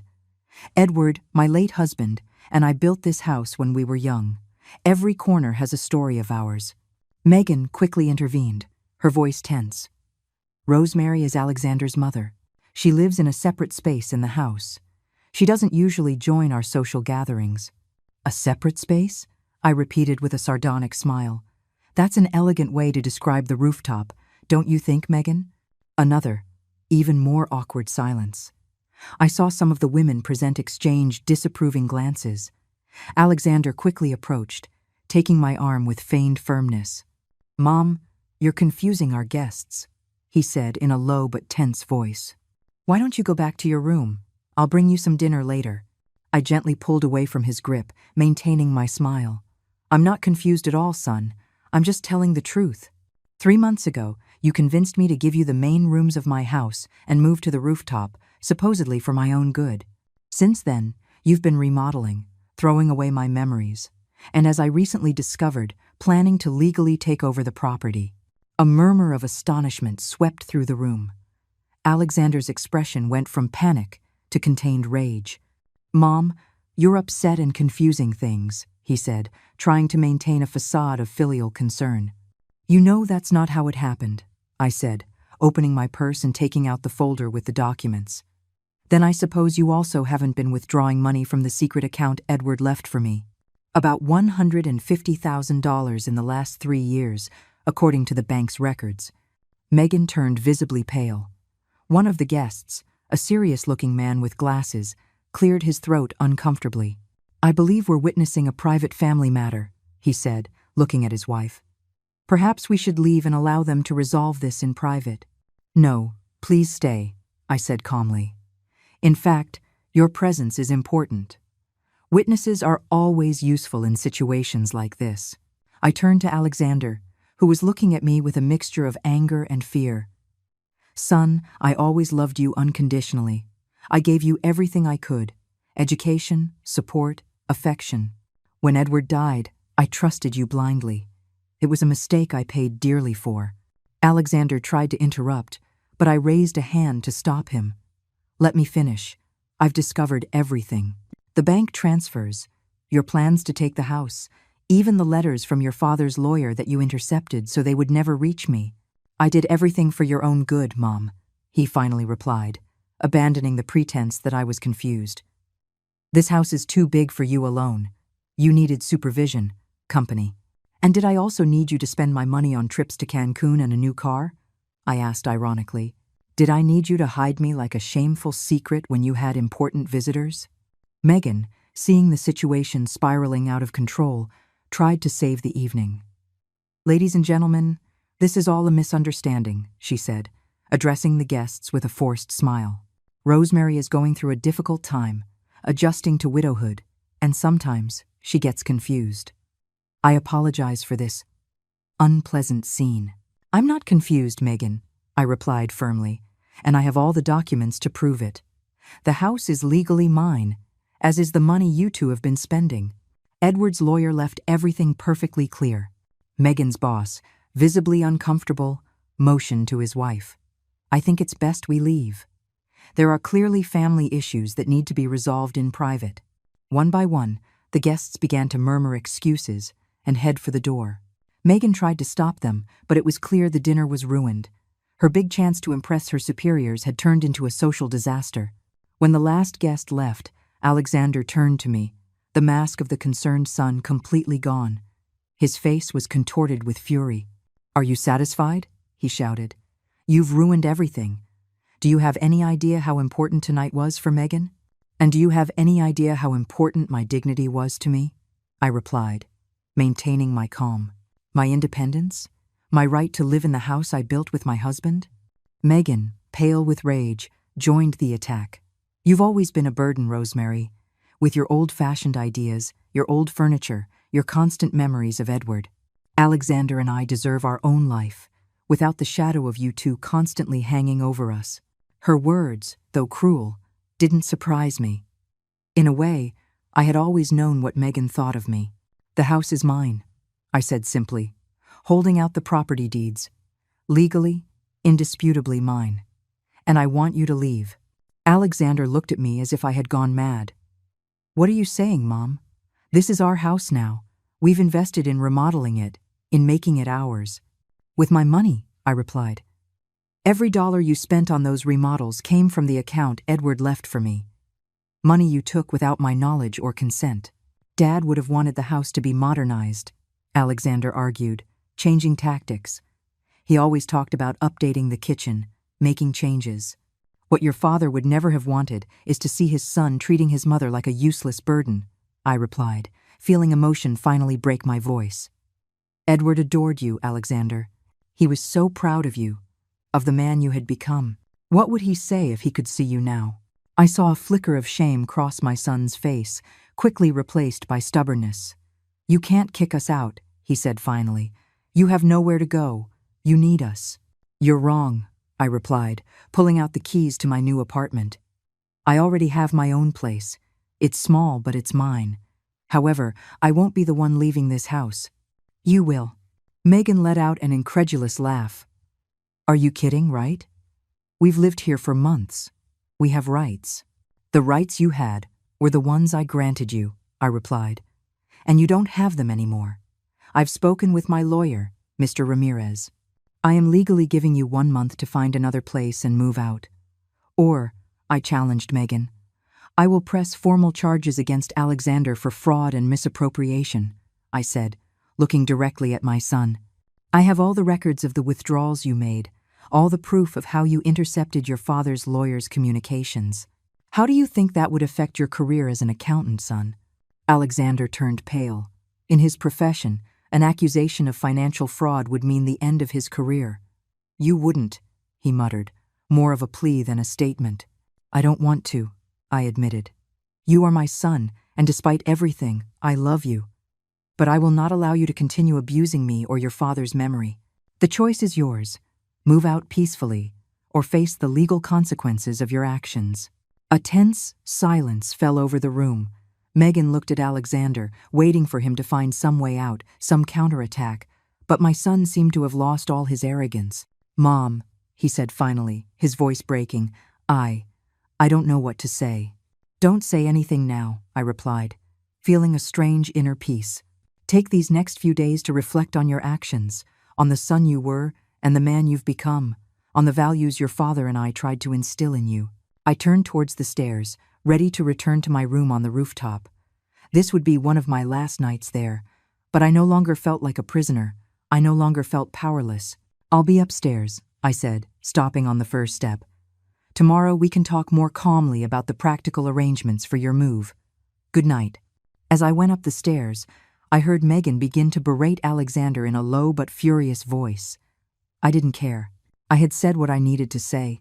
I had done what I needed to do. The rest was up to them. In my small room, I sat on the bed, feeling a strange mix of emotions. Sadness for the lost relationship with my son, but also a deep relief and a sense of triumph. For the first time in years, I had taken complete control of my life. I did it, Edward, I whispered, looking at his photograph. I got our house back, our legacy, and I got myself back in the process. Outside, the rain began to fall gently, washing away the remnants of the failed party. Tomorrow would be a new day, the first of my new life as a free woman, master of her own destiny.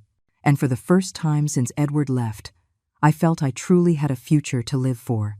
The next morning dawned with an unusual stillness. Normally, Sundays were noisy in the house, with Alexander and Megan waking up late, making elaborate breakfasts, and playing music while they read the paper. But that day, there was only silence. I got ready calmly, enjoying the sense of peace that filled me. I no longer felt the anguish that had accompanied me for so many months. The cards were on the table. I had revealed the truth and reclaimed what was mine. What happened next would depend on how Alexander chose to handle the consequences of his actions. I went downstairs around 10 o'clock in the morning. The house still showed the remnants of the failed celebration. Half-empty glasses, crumpled napkins, flowers wilting in their vases. The catering staff, who should have returned to collect their equipment, had not yet arrived. Everything seemed suspended in time, like a photograph of an interrupted moment. In the kitchen, I found Alexander sitting alone before a cup of cold coffee. He looked up as I entered. His eyes were red and swollen, as if he had spent the night without sleep, perhaps crying. For a moment, I remembered the vulnerable child who ran into my arms when he had a nightmare. But that child had become a man who had betrayed my trust in the worst way. "Good morning," I said, heading to the coffee maker to pour myself a cup. "Mom," he replied in a hoarse voice. "We need to talk." I sat across from him, holding my coffee cup like a shield. "I'm listening." Alexander took a deep breath, as if gathering strength. "What I did, I have no excuse. It started as something small, you know. We needed money for some expenses after Dad's funeral. I found the account papers and thought it would be temporary, that I would tell you eventually. But you never did," I completed. "Instead, you kept taking more and more." "Yes," he admitted, looking down. "The money was there. It seemed so easy. And then Megan wanted a bigger house, better furniture, vacations. Our apartment felt so small after seeing this house every Sunday. So you decided you wanted it for yourselves," I said, not hiding my disappointment. "It was Megan's idea at first," Alexander confessed. "She said it was a waste for you to live alone in such a big house, that we could save a lot if we moved in here. And it made sense. It really did. I thought it would be better for everyone. You would have company, we would have more space. And the rooftop? Was that Megan's idea too?" Alexander blushed, unable to meet my gaze. "She suggested we needed more privacy, that having my mother always present would be awkward for our life as a couple. The rooftop seemed like a solution. You would have your own space, separate but close. And the house documents? The attempt to transfer the ownership to your name? That was later," he muttered. The bank denied us a loan for the renovations because the house wasn't in our name. Megan did some research and found out that legally, the house was only in Dad's name. The lawyer told us that, as his son, I could claim ownership. Yes, if I had no documentation to prove co-ownership. The calculated coldness of the whole plan chilled me to the bone. My own son had been willing to strip me of my home for convenience, for greed. And the letters from Mr. Ramirez? The ones you deliberately intercepted? Alexander ran a hand through his disheveled hair. They arrived shortly after the funeral. Megan saw them first and opened them. When we found out it was Dad's lawyer trying to contact you about inheritance matters, we got scared. If you found out about the secret account and that we were already using that money, so you decided to hide everything from me, to make me believe I had no resources of my own, that I was completely dependent on your generosity. It wasn't that calculated, he protested weakly. We just let things run their course. One day led to the next.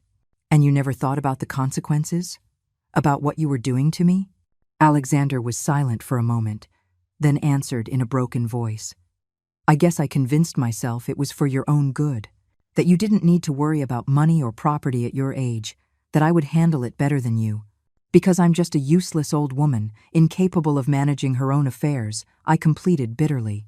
No, Mom, it's not like that, he began, but stopped at my skeptical look. Or maybe I did think that, partly. I was terribly wrong. Just then, we heard footsteps in the hallway. Megan appeared at the kitchen door, already fully dressed and with a cold, controlled expression. Unlike Alexander, she didn't seem remorseful at all, just furious and calculating. Good morning, she said with exaggerated formality. I see you're already talking. I just nodded, not offering a verbal reply. Alexander tensed visibly at his wife's presence. Megan and I talked last night, he said finally, about everything that happened and about your ultimatum. It wasn't an ultimatum, I corrected.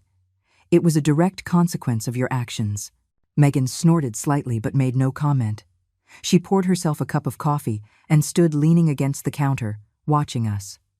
We've decided to move out, Alexander continued. We'll find a place as soon as possible.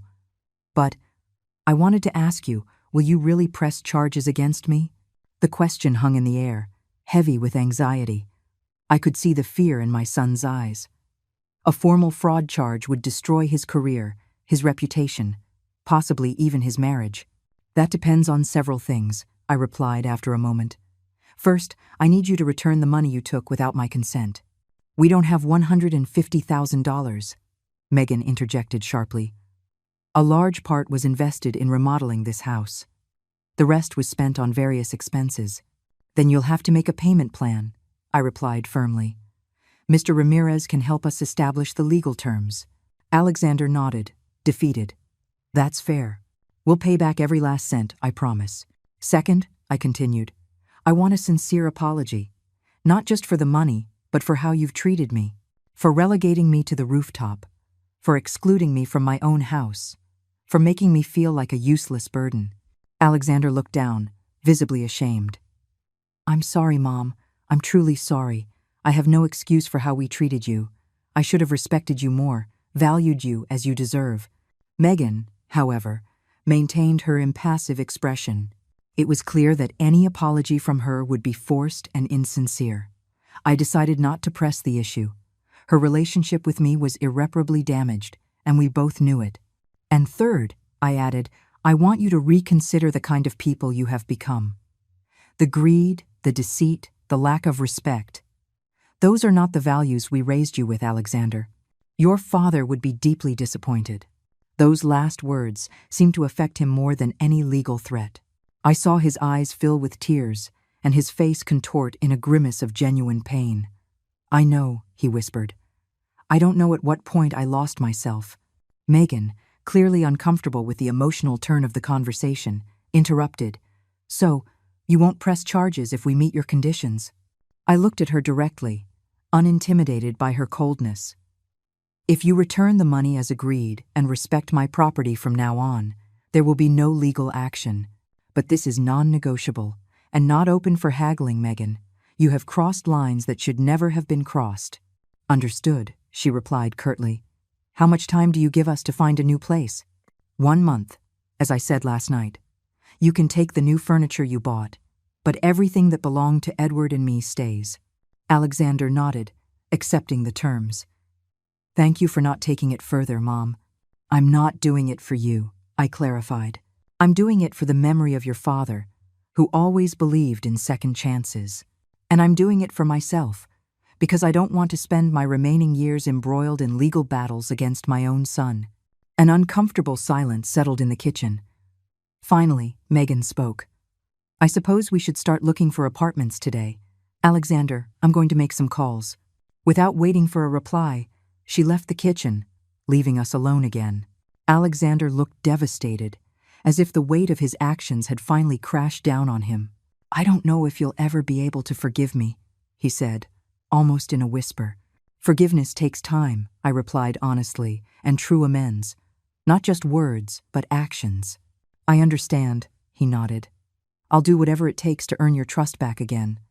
I know it will take time, maybe years, but one day at a time, Alexander, I said, getting up. For now, let's focus on resolving the practical aspects of this situation. Over the next few weeks, I watched as my son and his wife prepared to move. They found an apartment in a nearby area and began packing their belongings. Megan maintained a cold distance from me, limiting our interactions to the bare minimum. Alexander, on the other hand, tried to get closer, being solicitous, asking about my day, offering to help with small tasks. I maintained a polite reserve. The wound was too recent, the betrayal too deep, to pretend everything could go back to normal. However, I could see a genuine change in my son's attitude. The arrogance had been replaced by humility, indifference by attentiveness. Whether this change would be permanent or just a temporary reaction to being caught, only time would tell. One afternoon, while I was going through Edward's closet to decide what to do with his belongings now that I would have the house to myself again, Alexander appeared at the bedroom door. Can I help? He asked shyly. I looked at him for a moment, considering refusing his offer. But something in his expression, a genuine vulnerability, made me change my mind. Of course, I replied. I was thinking of donating some of your father's suits to the church. There are families who could need them. Alexander came over and began carefully taking the suits out of the closet. We worked in silence for a while, until he picked up an old knitted sweater that Edward used to wear at home. I remember this sweater, he said, running his fingers over the worn wool. Dad wore it every Christmas to read The Night Before Christmas before we opened the presents. The memory hit me with force. It was a family tradition. Edward in that sweater, sitting by the small Christmas tree, reading the story while Alexander waited impatiently to discover his gifts. You can have it if you want, I offered, surprising myself. Alexander looked at me with moist eyes. Really? Yes. I think your father would like you to have it. With trembling hands, Alexander took the sweater and hugged it to his chest. Thank you, Mom. It means a lot to me. That small moment of connection, as fragile as it was, planted a seed of hope. Maybe with time and genuine effort, we could rebuild some of what had been broken between us. The moving day finally arrived. A moving truck was waiting in front of the house while movers carried boxes and furniture. Megan supervised everything with military efficiency, checking her list and directing where to place each item. Alexander, for his part, came to find me in the kitchen where I was making tea, trying to keep myself busy during the process. We're almost done, he said. Just a few personal boxes left. I nodded, not knowing what to say. Despite everything that had happened, there was a strange sadness in watching him leave. He was my only son, after all. Mom, he continued, we've set up an agreement with the bank to start paying back the money. Mr. Ramirez has all the details. We'll keep our word. I'm glad to hear it, I replied, pouring the tea. And I wanted to tell you. We've been talking, Megan and I, about everything that happened, about how we treated you. And? I asked, genuinely curious. She's still upset, of course. She feels we lost a lot. But me. I've been reflecting on what you said, about the values you and Dad raised me with, about the man I became. He paused, visibly struggling with his emotions. I don't like what I see when I look back at these last few years. It's not who I want to be. For the first time in a long time, I saw absolute sincerity in his eyes. It wasn't an act. He wasn't trying to manipulate me. It was my son, finally facing his own demons. "Recognition is the first step toward change," I said softly. "Your father always said that," he remembered with a sad smile. "Mom, I know I can't erase what I did, but I want to try to make it right, little by little, if you give me the chance." I took a sip of tea, considering his words. "Time will tell, Alexander. Words are easy. It's actions that define who we really are." "I understand," he nodded. "And I will show you with actions that I can change, that I can be the son you deserve." Just then, Megan appeared at the door. "Alexander, the truck is ready.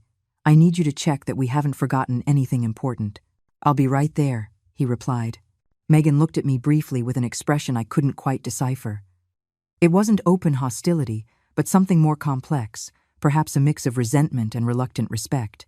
"Rosemary," she said finally, "I wish you the best." It was the closest thing to a cordial farewell I could expect from her.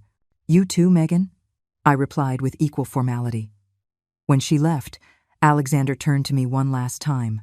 "I'll call you regularly to see how you're doing, if you'll let me." "I'd like that," I admitted. Impulsively, he came over and hugged me. After a moment of surprise, I returned the hug. It wasn't complete forgiveness, not yet, but it was a first step towards something new. "I love you, Mom," he murmured against my hair. "Despite everything, I never stopped loving you." "I love you too, son," I replied, allowing myself this small vulnerability. "I always will, no matter what." He pulled away, discreetly wiping a tear, and left the kitchen. Minutes later, I heard the truck's engine start, and then drive away. I went to the window and saw Alexander's car following the truck, taking my son and Megan toward their new life. The house fell silent. A silence that, for the first time in a long time, didn't feel heavy. It was a silence of possibilities, of new beginnings. And as I watched the empty street where they had departed, I felt a chapter of my life closing, but another, equally important one, was about to begin. A year has passed since that confrontation that changed the course of our lives. The house, my house, has once again become a home. Not the same as before, when Edward was alive and filled every corner with his warm presence, but a home nonetheless. My home. I decided not to move into the small apartment I had rented in a fit of independence. After all, this house holds decades of memories, both sweet and bitter. Every wall, every piece of furniture, every plant in the garden tells a story of the life Edward and I built together. I couldn't just abandon it. However, I have made some changes.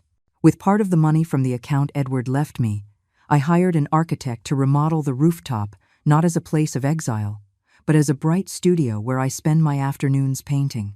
Yes, I've taken up painting again, a passion I had abandoned decades ago when family responsibilities took up all my time. It turns out that at 73, I still have steady hands and eyes that know how to capture the beauty of the world. The downstairs of the house has regained much of its original appearance. I undid many of the renovations Megan had imposed, restoring the cozy character it always had. The wooden furniture Edward and I chose with such love is back in its place. Family photos once again adorn the walls, but I have also incorporated new elements, things that are just mine, that reflect this new stage of my life. As for Alexander and Megan, our relationship has evolved in ways I never imagined. As promised, they have been meticulously paying back the money they took. Every month, without fail, they make a deposit into my account. By my calculations, it will take about 8 more years to fully pay off the debt. But at least they are keeping their word. Alexander has changed. Not overnight, of course. True change is never instantaneous. It has been a gradual process, with occasional stumbles and setbacks. At first, his visits were tense, full of awkward silences and forced conversations. But over time, we have found a new rhythm, a new way of relating based on mutual respect. One afternoon, about 3 months after they moved out, Alexander came to visit alone. He brought a cake from my favorite bakery and asked if we could talk. He then told me something that surprised me. He had started seeing a therapist to work on his personal issues, his greed, and the root of his behavior toward me. "I want to understand why I did what I did," he told me. Not just so you can forgive me, Mom, but so I can forgive myself and make sure I never hurt anyone like that again. That was the first time since the confrontation that I felt a true relief, a genuine hope that my son could find his way back to the values he was raised with. Megan, for her part, has kept her distance. She comes with Alexander on special occasions, like my birthday or Christmas, but our relationship remains cordial at best. I don't expect more than that, nor do I need it. I have learned that not all relationships can or should be repaired. Some simply evolve into something different, less intimate but functional. My social circle, on the other hand, has expanded considerably. I reconnected with old friends like Carmela, joined a book club at the local library, and started taking painting classes at a senior center. For the first time in decades, I have an active social life that doesn't revolve exclusively around my family. I have also traveled. Small trips at first, a weekend in Columbus to visit the city where I was born, a few days in Santa Fe to admire its crafts. Then, as I gained confidence, I ventured further. 6 months ago, I took that trip to Europe that Edward and I always dreamed of. I visited Paris, Rome, Barcelona. In each city, I carried a small urn with a little of Edward's ashes. In every special place, at every beautiful sight, I scattered a pinch, thus fulfilling the silent promise I made to him when he got sick, that we would see the world together, one way or another. Mr. Ramirez has been a constant presence in my life, not only as my lawyer but as a valuable friend. He has helped me manage my finances, make investment decisions, and secure my future. Thanks to his advice, I have not only maintained the assets Edward left, but have also made them grow. A month ago, I made an important decision. I prepared my own will. Unlike Edward, I will not leave anything hidden, nothing open to interpretation. Everything is clear and orderly. The majority of my assets will go to Alexander, yes, because despite everything, he is still my son, and I love him. But I have also designated a significant portion to various charities, especially a center for elderly women who have suffered family abandonment.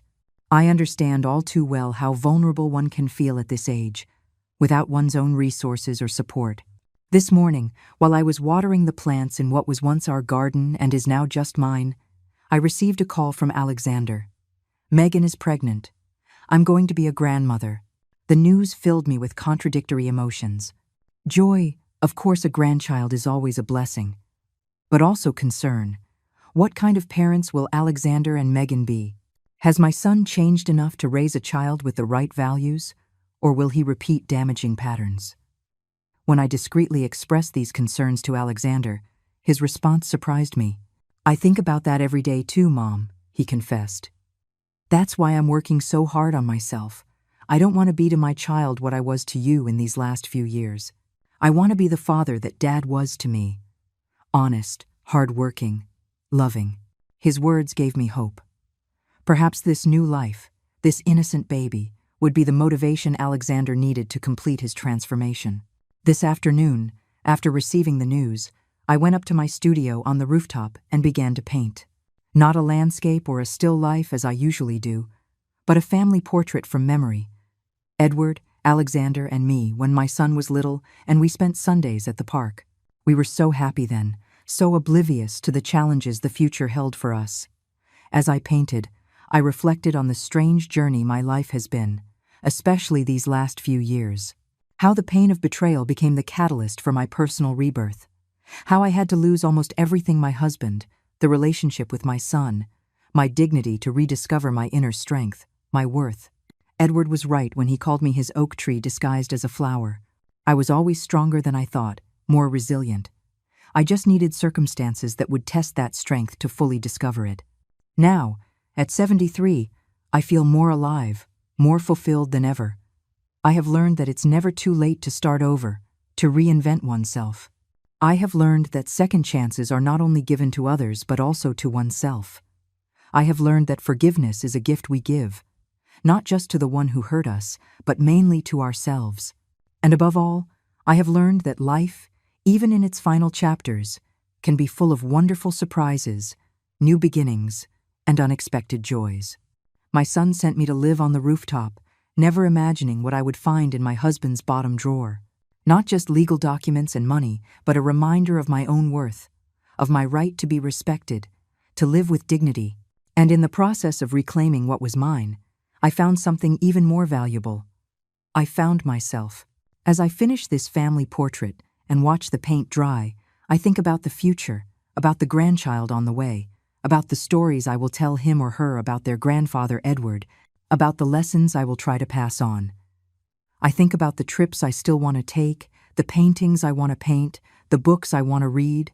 Life goes on, with its ups and downs, its moments of light and shadow, and I go on with it, not as a passive spectator, but as the active protagonist of my own story, a story that, as I have discovered, is far from over. The sun begins to set, bathing my studio in golden and orange tones. From here, from this rooftop that was once my prison and is now my sanctuary, I can see much of the city. Lights turning on in distant windows, lives continuing, stories unfolding in parallel to my own. And in this moment of perfect peace, I raise my teacup in a silent toast. To Edward, who continues to watch over me from wherever he island.